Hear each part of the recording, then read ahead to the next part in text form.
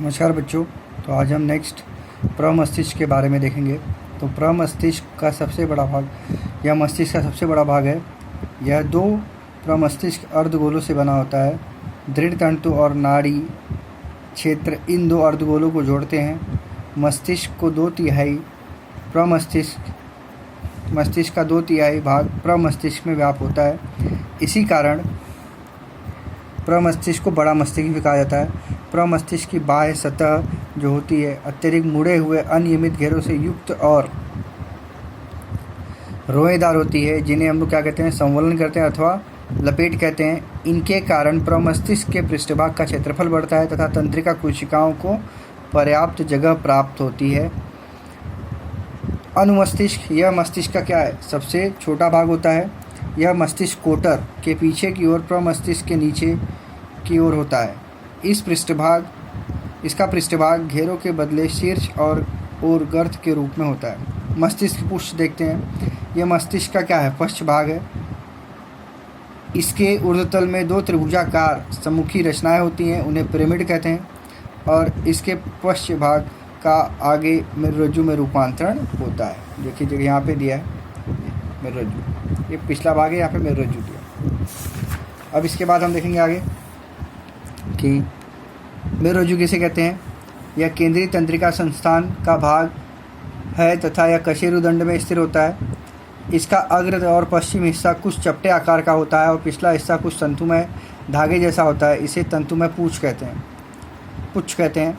जैसे देखो ये मेरुरज्जु होता है, यहाँ तंत्रिका है और ये उसका इंटरनल डायग्राम बनाया गया है। ये देखिए, ये मस्तिष्क है। मस्तिष्क से होते हुए सब यहाँ पे कशेरुदंड या रीढ़ की हड्डी के आजू बाजू अटैच होते हुए ये निकलता है। फिर आगे देखेंगे मस्तिष्क के भाग, प्रमस्तिष्क, अनुमस्तिष्क, मस्तिष्क पुच्छ और मेरुरज्जु। तो प्रमस्तिष्क का कार्य क्या है, ऐच्छिक गतिविधियों पर नियंत्रण रखना, मन की एकाग्रता, आयोजना, निर्णय क्षमता, स्मरण शक्ति, बुद्धिमत्ता तथा बुद्धि विषयक क्रियाएं। अनुमस्तिष्क का काम क्या है, ऐच्छिक गतिविधियों में समन्वय स्थापित करना, शरीर का संतुलन बनाए रखना। मस्तिष्क पुच्छ, लंब नाड़ी, हृदय की गति, रक्त प्रवाह, श्वासोच्छ्वास, छींकना, खांसना, लार निर्मिति आदि अनैच्छिक क्रियाओं का नियंत्रण। मेरुरज्जु, स्पाइनल कॉर्ड, त्वचा, कान जैसे संवेदी अंगों से मस्तिष्क की ओर आवेगों का संवहन करना। मस्तिष्क से मांसपेशियों और ग्रंथियों की ओर आवेगों का संवहन करना। प्रतिवर्त क्रियाओं के समन्वय केंद्र के रूप में कार्य करना। तो इस तरीके से इसके कार्य दिए गए हैं। आगे हम लोग देखते हैं परिधि तंत्रिका तंत्र केंद्रीय तंत्रिका तंत्र से उभरने वाले तंत्रिकाओं का समावेश होता है। ये तंत्रिकाएं केंद्रीय तंत्रिका तंत्र को शरीर के सभी भागों में सबके संपर्क में लाती हैं। इनमें दो प्रकार की तंत्रिकाएं होती है। देखो, पहला मस्तिष्क की तंत्रिकाएं, मेरु तंत्रिकाएं। मस्तिष्क की तंत्रिकाओं को हम लोग क्या बोलते हैं, क्रेनियल नर्व्स, और मेरु तंत्रिकाओं को क्या बोलते हैं, स्पाइनल नर्व्स। तो मस्तिष्क से उभरने वाली तंत्रिकाएं मस्तिष्क की तंत्रिकाएं कहते हैं। सिर, छाती, पेट के विभिन्न भाग में से ये संलग्न होती हैं। मस्तिष्क तंत्रिकाओं की 12 जोड़ियां होती हैं। अंतरस्पर्श कभी कभी आता है दोनों में। मेरु तंत्रिकाएं, मेरुरज्जु से उभरने वाली तंत्रिकाओं को हम लोग क्या कहते हैं, मेरु तंत्रिकाएं कहते हैं। ये हाथ, पैर, त्वचा तथा शरीर के अन्य भागों तक फैली हुई होती हैं और मेरु तंत्रिकाओं की 31 जोड़ियां होती हैं।